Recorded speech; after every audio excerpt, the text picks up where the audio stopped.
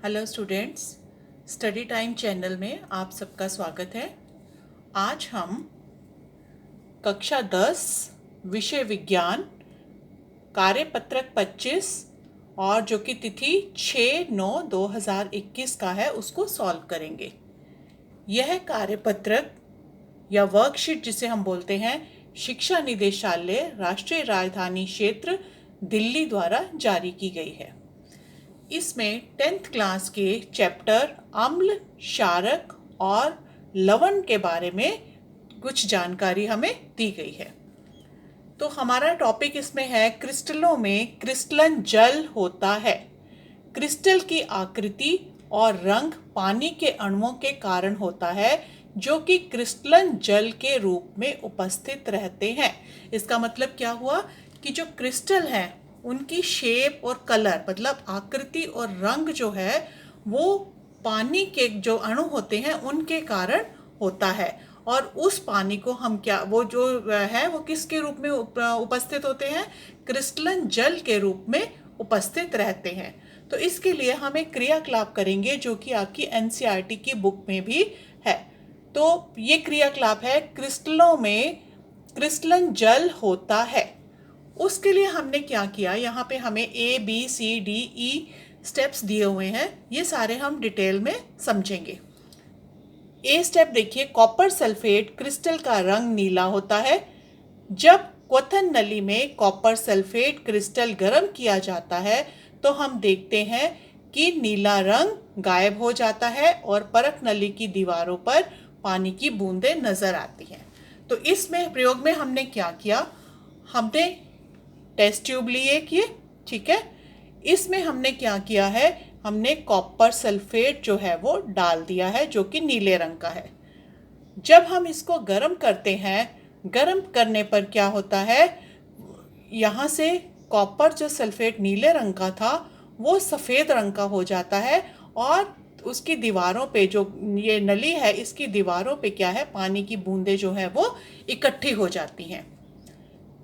निर्जलीय क्रिस्टलों पर पानी की 2-3 बूंदें डालने पर देखते हैं कि क्रिस्टलों का रंग फिर से नीला हो जाता है। मतलब ये जो सफ़ेद, जब हमने इनको गर्म किया ये सफ़ेद हो गए। सफ़ेद होने के बाद इसके यहाँ पे पानी की बूंदें जो है इनकी दीवारों पर आ गई।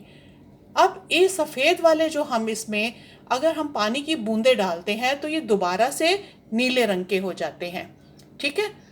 इस क्रियाकलाप से यह स्पष्ट है कि कॉपर सल्फेट क्रिस्टल में क्रिस्टलन का जल होता है। मतलब कॉपर सल्फेट के जो हमारे यहाँ पे क्रिस्टल थे उनमें क्या था, क्रिस्टलन का जल था। जब वो क्रिस्टलन का जल वाष्पित हो गया, यहाँ पे इकट्ठा हो गया तो ये सफ़ेद हो गया। और जब हमने जल दोबारा इसमें थोड़ी सी बूंदें डाली तो ये दोबारा से क्या हो गया, नीले रंग का हो गया, ठीक है। तो ये किसके कारण हुआ, क्रिस्टलन के जल के कारण।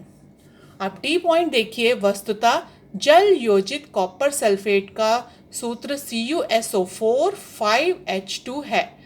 प्रति इकाई कॉपर सल्फेट में पानी के 5 अणु होते हैं।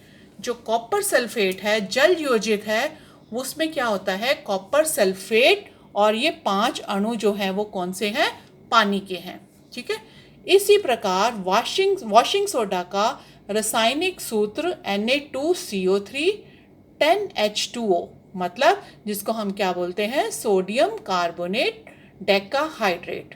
और जिप्सम का CaSO4.2H2O जिसको हम बोलते हैं कैल्शियम सल्फेट डाइहाइड्रेट है, ठीक है।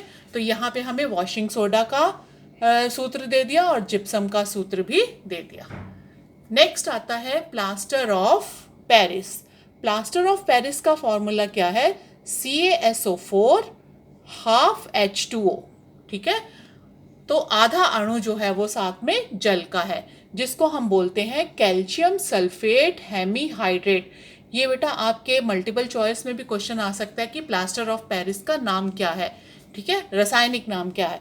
तो हम यहाँ पे आपको 4 ऑप्शंस दिए होंगे, आपने करेक्ट ऑप्शन जो है उसको टिक करना है। तो अब आपको यहाँ पता चल गई करेक्ट ऑप्शन क्या है, कैल्शियम सल्फेट हेमीहाइड्रेट। फिर प्लास्टर ऑफ पेरिस का सूत्र CaSO4 ½ H2O है। यह जिप्सम को 373 के पर गर्म करने पर निम्न प्रकार से बनता है। अब ये कैसे बनता है ये देखिए, प्लास्टर ऑफ पेरिस जो है कैसे बनता है। जिप्सम का ये सूत्र है CaSO4 2H2O, इसको हम गर्म करते हैं, ऊष्मा दी, कितनी ऊष्मा देनी है 373 केल्विन, ठीक है। तो उससे ज़्यादा भी नहीं कम भी नहीं, 373 देंगे तो वो किस में बदल जाएगा, CaSO4 हाफ H2O मतलब प्लास्टर ऑफ पेरिस में बदल जाएगा, और 1.5 अणु जो है वो जल का जो है वो उसमें से निकल जाएगा, ठीक है। तो प्लास्टर ऑफ पेरिस अब ये कहाँ कहाँ इस्तेमाल होता है, ये इसके उपयोग दिए गए हैं। ये टूटी हुई हड्डियों को सही जगह पर फिर रखने के लिए किया जाता है, ठीक है। आप देखते हो जब हड्डी वगैरह टूट जाती है तो प्लास्टर लगाया जाता है। वो प्लास्टर क्या होता है, हम उसमें क्या इस्तेमाल करते हैं, प्लास्टर ऑफ पेरिस। पानी मिलने पर यह जिप्सम में बदल जाता है जो कठोर पदार्थ है। मतलब अगर हम प्लास्टर ऑफ पेरिस में पानी मिला दें, जैसे इसको उल्टा कर दें, प्लास्टर ऑफ पेरिस में पानी मिला दें तो ये किस में बदल जाता है, जिप्सम में, और जिप्सम जो है वो एक कठोर पदार्थ होता है। बी भाग देखिए, इस गुण के कारण प्लास्टर ऑफ पेरिस का उपयोग खिलौने और सजावट का सामान बनाने तथा सतह को चिकना बनाने के लिए किया जाता है। आप देखते हो बाजार में जितने कई खिलौने हैं, मूर्तियां वगैरह मिलती हैं, ठीक है, और जितना भी सजावट का सामान है और वो सारा किसका बनता है, प्लास्टर ऑफ पेरिस का बनता है। और इसके अलावा किसी सतह को चिकना बनाना है तो भी हम प्लास्टर ऑफ पेरिस का इस्तेमाल करते हैं, ठीक है। तो अब आपने यहाँ पे पढ़ा क्रिस्टलों में क्रिस्टलन जल होता है और प्लास्टर ऑफ पेरिस के बारे में पढ़ा। अब ये सारी वर्कशीट जो हमने अभी समझी है, इसके आधार पर हम इन प्रश्नों के उत्तर जो हैं वो देंगे। तो पहला प्रश्न देखिए, पहला प्रश्न है निर्जलित कॉपर सल्फेट का रंग क्या है, इसका सूत्र भी लिखिए। निर्जलित मतलब जिसमें से जल निकल चुका है, ठीक है। तो निर्जलित क्या होता है, Cu, ये तो है जल, यहाँ पे देखिए ये है जल योजित, उसमें है CuSO4 5H2O, लेकिन हमें यहाँ पे क्या पूछा गया है, निर्जलित कॉपर सल्फेट। तो उसमें से निर्जलित मतलब जल निकल गया, तो हमारे पास क्या बच गया, CuSO4। और इसका रंग कैसा होता है, सफ़ेद रंग होता है। जब पानी निकल जाता है, तो मैंने बताया था पानी निकल जाता है तो ये किस रंग का हो जाता है, सफ़ेद रंग का हो जाता है। तो यहाँ पे आंसर आ गया, निर्जलित कॉपर सल्फेट का रंग सफ़ेद होता है और इसका सूत्र CuSO4 है। सेकेंड क्वेश्चन देखिए, जिप्सम से तैयार होने वाले एक यौगिक को पानी के साथ मिश्रित करने पर वह कठोर हो जाता है, ठीक है। यौगिक की पहचान और उसका रासायनिक सूत्र लिखिए। इसमें देखिए क्वेश्चन को फिर ध्यान से सुनिए। जिप्सम से तैयार होने वाला एक यौगिक, जिप्सम है यहाँ पे, कौन सा यौगिक तैयार हुआ, प्लास्टर ऑफ पेरिस। तो इसका आंसर होगा प्लास्टर ऑफ पेरिस, और फॉर्मूला का जो रासायनिक सूत्र होगा CaSO4 हाफ H2O होगा, ठीक है। तो सेकंड का आंसर हो गया प्लास्टर ऑफ पेरिस और रासायनिक सूत्र हो गया उसका CaSO4 हाफ H2O। तीसरा क्वेश्चन देखिए, प्लास्टर ऑफ पेरिस और पानी के बीच प्रतिक्रिया दिखाने के लिए समीकरण लिखिए। इसमें देखिए आप इस प्रक्रिया को उल्टा कर देंगे तो आपका थर्ड का आंसर निकल आएगा। देखिए प्लास्टर ऑफ पेरिस और पानी के बीच प्रतिक्रिया दिखाने के लिए समीकरण लिखिए। प्लास्टर ऑफ पेरिस है, प्लस अगर इसमें हम पानी मिला देते हैं तो क्या बन जाता है, वो जिप्सम बन जाता है। और इसको उल्टा करके लिख देंगे CaSO4 half H2O plus 1.5 H2O हमें क्या देगा, CaSO4 2H2O। तो ये समीकरण यहाँ पे लिख देंगे हम, ठीक है। तो ये आपका हो गया थर्ड क्वेश्चन। फोर्थ क्वेश्चन देखिए, प्लास्टर ऑफ पेरिस को नमी रोधित कंटेनर में संग्रहित किया जाना चाहिए, क्यों। इसका पहले तो प्रश्न देखिए, प्रश्न क्या कह रहा है वो, कि प्लास्टर ऑफ पेरिस जो है उसको हम नमी रोधित कंटेनर मतलब वैसा कंटेनर जिसमें कोई भी नमी या मतलब पानी, सीलन कुछ भी ना हो, उसमें हमें प्लास्टर ऑफ पेरिस को संग्रहित करना चाहिए। क्यों? उसमें क्यों रखना चाहिए जहाँ पे कोई नमी ना हो, सीलन ना हो? ऐसे कंटेनर में इसलिए रखना चाहिए क्योंकि प्लास्टर ऑफ पेरिस जो है वो जब पानी के साथ मिलता है तो वो जिप्सम का रूप ले लेता है, जिप्सम में बदल जाता है, जो कि काफ़ी कठोर होता है। तो इसलिए हमें प्लास्टर ऑफ पेरिस को नमी रोधित कंटेनर में संग्रहित करना चाहिए। पांचवा देखिए, पांचवा प्रश्न है आपका, एक बंद परख नली में एक पदार्थ के क्रिस्टल गर्म करने पर अपना रंग बदल दिया, लेकिन कुछ समय के बाद ठंडा करने पर इसका रंग वापस आ गया। पदार्थ का नाम और उसका सूत्र लिखो। ठीक है, तो यहाँ पे जैसे ये वाला है, सेम ये वाली एक्टिविटी आपसे पूछी गई है एक तरह से। तो उसने क्या बोला? पदार्थ का नाम।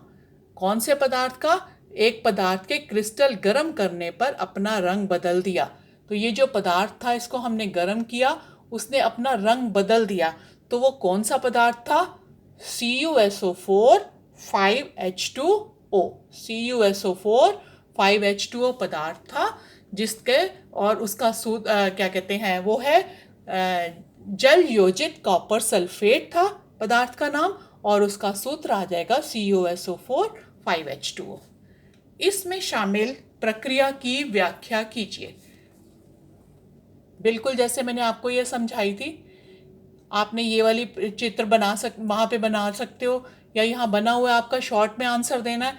तो यहाँ पे क्या है कि ये प्रक्रिया कैसे समझाओगे कि हमने एक परख नली में यहाँ पे जल योजित कॉपर सल्फेट ले लिया और उसको हमने गर्म किया। गर्म करने पर इसमें से जल जो है वाष्पित होके उसकी दीवारों पे लग गया और इसका रंग जो था वो नीले से सफ़ेद हो गया। अब क्योंकि वहाँ पे उसने पूछा है कि बंद परख नली है तो पानी तो बाहर जा नहीं सकता। जब ये सब ठंडा हो गया तो ये परख नली वाला पानी जो है वो क्या हो जाएगा, यहाँ पे इसमें आके गिरेगा। जब इसमें पानी गिरेगा तो ये दोबारा क्या हो जाता है, नीला हो जाता है। ठीक है, तो इसमें इसका रंग वापस आ जाता है। तो ये सारी प्रक्रिया आपने यहाँ पे इसकी व्याख्या करनी है। ठीक है बेटा, तो ये आपका था वर्कशीट 25। ठीक है, जो आपने 6 सितंबर 2021 की डेट में करनी है। इसके अलावा आपको कोई भी डाउट हो तो आप मेरे से क्वेश्चंस पूछ सकते हो। आप कमेंट बॉक्स में आप क्वेश्चंस डाल दीजिए, मैं आपके वहाँ पे क्लियर कर दूँगी सारी डाउट्स जो है। और अगर आपको मेरा चैनल अच्छा लगा है और आगे आप अपने वर्कशीट्स करना चाहते हो तो मेरे चैनल को सब्सक्राइब करिए, लाइक करिए, और आपको कैसा लगा ये कमेंट्स में ज़रूर लिखिए। थैंक यू बेटा।